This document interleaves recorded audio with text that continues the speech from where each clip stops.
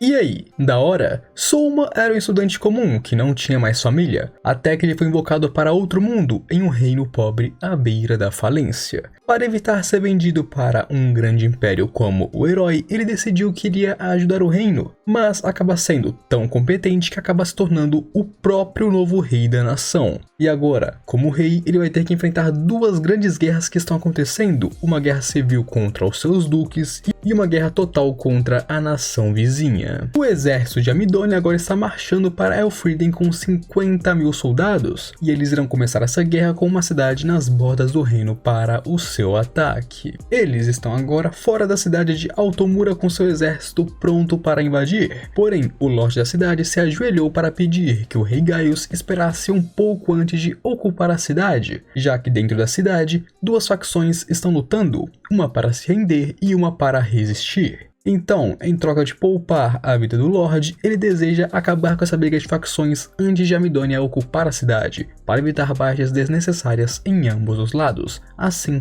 todo mundo ficaria bem, todo mundo ficaria feliz. E assim, ele consegue firmar um trato com o rei Gaius. Enquanto isso, passamos para um campo de batalha, onde as forças do Soma já entraram em guerra completa contra as tropas do Duque Carmine. Nesse caso, as forças do Soma construíram uma fortaleza para resistir rapidamente sob a ordem do rei, onde ele previu que seria muito bom construir uma para evitar seus inimigos por um tempo e assim poder comprar tempo para que ele fizesse outras coisas. E assim, com a ajuda dos magos e do seu conhecimento, ela foi construída em uma noite, se não me engano foram 2 noites, o que os deu uma vantagem muito grande nessa guerra. Agora, o exército real, com o apoio dos Elfos da Floresta, estão apenas resistindo ao ataque, comprando tempo e, claro, conservando as suas forças. E enquanto a guerra acontece, o Carmine está em seu castelo junto com os nobres corruptos do reino, onde os nobres estavam um pouco irritados, mas Carmine apenas os acalma e os manda para seus quartos, dizendo que eles têm vantagem nessa guerra, afinal eles têm 40 mil homens e o Soma tem apenas 10 mil. Voltando para a cidade de Altimura à beira do reino,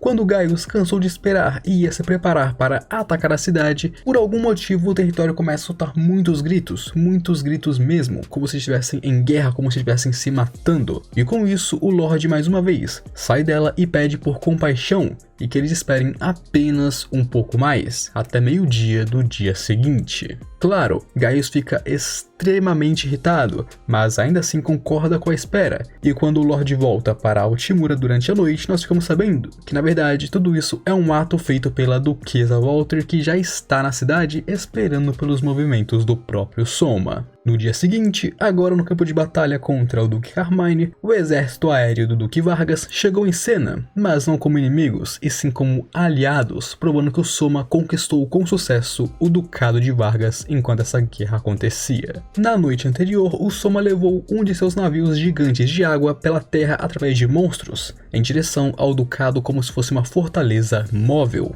Porém, ele não estava no navio, e sim se esgueirou dentro do Ducado enquanto o navio chamava a atenção de todos, onde as pessoas pensavam, obviamente, que ele estava dentro daquela fortaleza, conseguindo pegar com sucesso o Duque desprevenido, e assim conquistando com sucesso sem a necessidade de uma batalha grande em grande escala. Obviamente, quem lutou contra o Vargas não foi exatamente o Soma, e sim a Aisha e sua guarda-costas, junto com a Lixa, que apareceu como um elemento surpresa durante a batalha, mas ainda assim foi uma vitória colossal. Com isso, tanto Vargas quanto a sua filha, que era sua comandante, foram submetidos a uma coleira de escravidão para se tornarem prisioneiros do reino, pelo menos por enquanto. E claro, ao conquistar o ducado, ele também conquistou o seu exército aéreo, o seu exército de Wyverns, um esquadrão de elite sob a bandeira dele que agora faz parte do exército proibido. Depois disso, com suas novas tropas, o Soma partiu diretamente para a guerra contra Carmine, onde vemos algumas tentativas da Lixa durante o voo de fazer o Soma gostar da Carla, pois se ele curtisse ela, ele poderia tomar como uma concubina, e assim ela se livraria de sua sentença.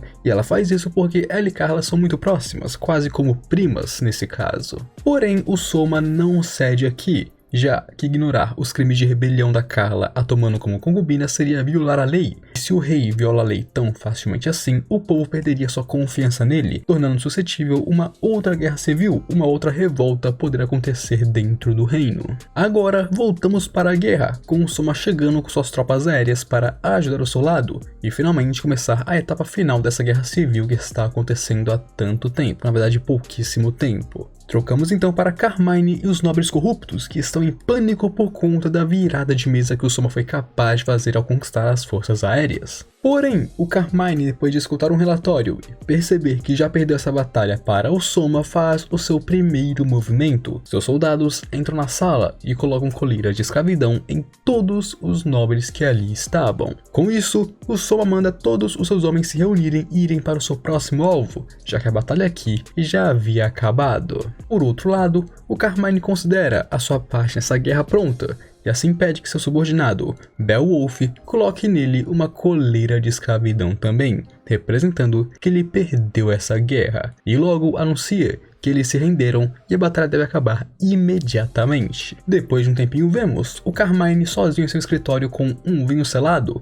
lamentando não poder beber durante o casamento da Alicia, e é quando ele recebe um relatório dizendo que o Soma não invadiu sua cidade, e sim saiu dali com suas tropas, almejando um peixe maior agora. Logo agora, durante uma conversa do Soma com a Carla e a Alicia, nos é revelado o que o Glaive disse para ele anteriormente e como que isso afetou tanto essa guerra em grande escala. Glaive tinha dito que Carmine reuniu todos os nobres corruptos em um lugar só para criar uma rebelião, e assim deixaria que o Soma os eliminasse, podendo assim começar o seu reinado com um reino limpo de traidores e, claro, corrupção. A duquesa Walter já estava com ele desde o começo, afinal a Juna já estava fazendo a ponte e ligação entre os dois. Então, a única coisa ruim que foi pega no meio dessa batalha de inteligência foi realmente o Vargas e a Carla, que seguiu totalmente o Duque Carmine durante a guerra, já que eles não precisavam fazer isso.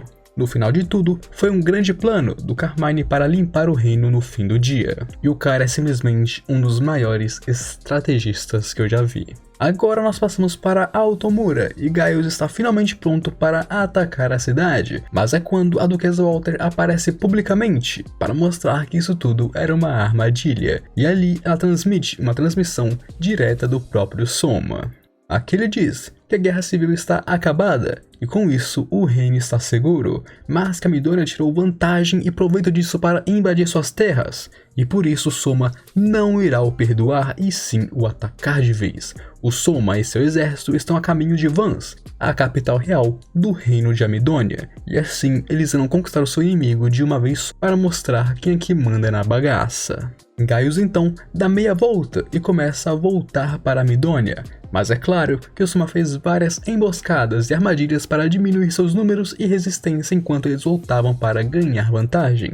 O cara realmente não é besta. Agora Gaius chegou à porta de sua capital, porém o exército do Soma estava nas planícies esperando por ele de propósito, e agora começaria uma guerra total entre os dois exércitos. Ambos os lados lutavam muito bem, principalmente o lado de Alfriden com suas táticas e estratégias de guerra dadas pelo próprio Soma, onde é que o Soma tem uma revelação divina depois de dizer que caso eles perdessem a batalha, seu trabalho como rei era oferecer sua cabeça em troca da de seus homens, assustando a Carla, que pergunta se ele não teme a morte, o que ele diz que é claro que ele teme, porém é quando ele percebe o que ele acabou de dizer que ele tem uma crise existencial, se achando um charlatão, que começou a se portar como um rei real, mas que, embora tudo isso, ele não quer ver pessoas se ferindo ou morrendo no meio de uma guerra e essas coisas todas. O Soma deu defeito basicamente, o cara começou a entrar em curto-circuito nesse momento. Logo, enquanto o Soma estava tendo esse defeito basicamente, Gaius percebe que essa batalha está perdida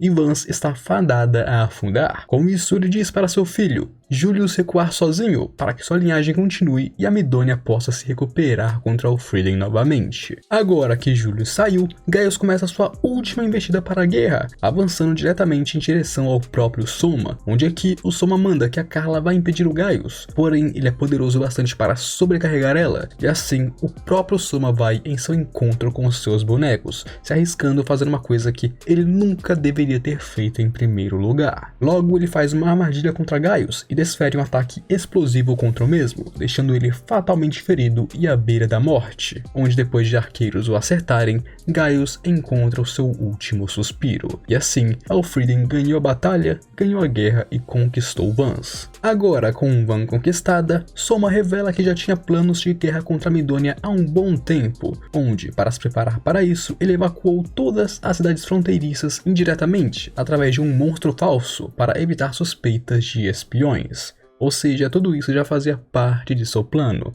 O Carmine apenas o ajudou a acelerar isso. Soma então começa a dar ordens para reinar sobre Van, porém ele avisa que em breve o Império Gran Caos vai fazer seu movimento para retomar a cidade e devolver para os Július, já que a Midônia é um signatário do Tratado da Humanidade, enquanto Elfriden não, e por isso que ele não vai conquistar todo o reino, afinal seria um desperdício de esforços. Ele também revela que esse tratado ele não assinaria nem em 1 milhão de anos, afinal dentro dele tem uma pegadinha bem perigosa que ele prefere evitar. Passamos um tempo e o Soma começou a tomar medidas para governar Van, não por medo, e sim pela arte, usando cristais de comunicação para criar programas ao vivo, seja jornal, música e até mesmo entretenimento. O povo ficaria feliz e viria coisas novas que eles nunca viram anteriormente. Assim, ele faria o povo gostar de Elfriden e de uma liberdade que eles agora podem possuir. Afinal, até agora, Van era um país extremamente conservador e sem liberdade alguma, porém agora eles eram livres para se expressar de diversas maneiras. Nós passamos então para o Império Gran Chaos, que é o detentor do maior território de todo o continente, com a maior população, o maior poderio militar, a maior tecnologia e a maior riqueza.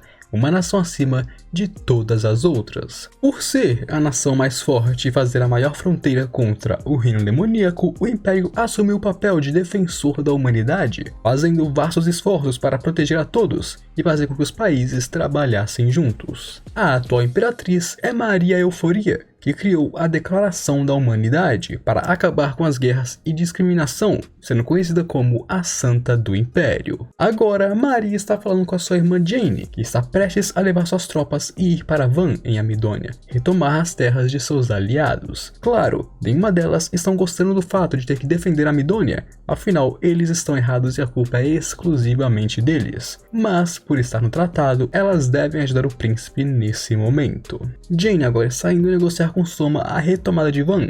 No caso, esse será o primeiro encontro entre elas e o rei herói de Elfriden, que foi invocado a esse mundo justamente por causa delas e de suas taxas cobradas de outros países. Voltando para o Soma, ele agora está afogado em documentos de Van, já que a capital está mudando completamente agora que o Soma está nela. Afinal, ele conseguiu fazer com que os moradores finalmente se abrissem para a liberdade. Como a própria Roroa diz, tudo o que o seu pai tirou deles foi devolvido à população, e agora, mesmo que Van seja devolvida para Július, seu povo não vai mais querer estar em Amidônia. Afinal, depois de ter um gostinho da liberdade, ninguém quer voltar a ser preso novamente. Agora nós temos o Soma indo dar um passeio pela cidade enquanto se disfarça junto com a Tomoe e com a Juna, aproveitando que todos estão no clima de festival nesse momento. Então, depois de uma boa tarde comendo, comprando e curtindo, onde inclusive o Soma até mesmo comprou um presentinho para a sua irmãzinha e sua futura noiva, enquanto eles descansavam em um banquinho na cidade, a Jane, que chegou à cidade, entra em contato com ele. Aqui,